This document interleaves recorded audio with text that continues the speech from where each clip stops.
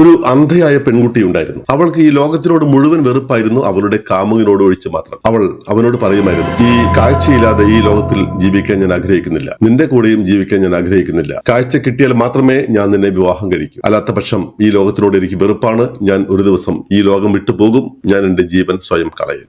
അയാൾ എത്ര മോട്ടിവേറ്റ് ചെയ്യാൻ ശ്രമിച്ചിട്ടും അവൾ അവളുടെ തീരുമാനത്തിൽ നിന്നും പിന്മാറിയില്ല. അവസാനം ഒരു ദിവസം ഒരാൾ വന്നു അവൾക്ക് കാഴ്ച കൊടുക്കുവാൻ.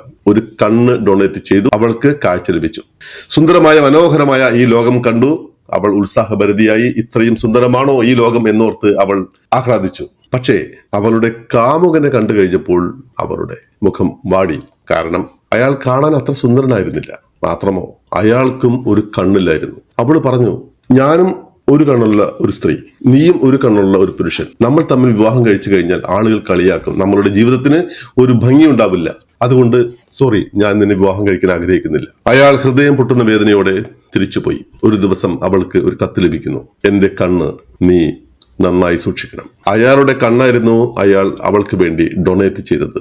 ശരിയായ സ്നേഹം എന്ന് പറയുന്നത് നമ്മൾ കാണുന്നതോ വാക്കുകൾ കൊണ്ട് പറയുന്നതോ കൊടുക്കുന്നതോ വാങ്ങുന്നതോ അല്ല, അത് നമുക്ക് തോന്നുന്നതാണ്. പക്ഷേ അത് തിരിച്ചറിയാൻ പലർക്കും സാധിക്കാറില്ല. തിരിച്ചറിയുമ്പോഴേക്കും കാലം കുറെ മുന്നോട്ട് പോയിരിക്കും. So be grateful to the people who care for U.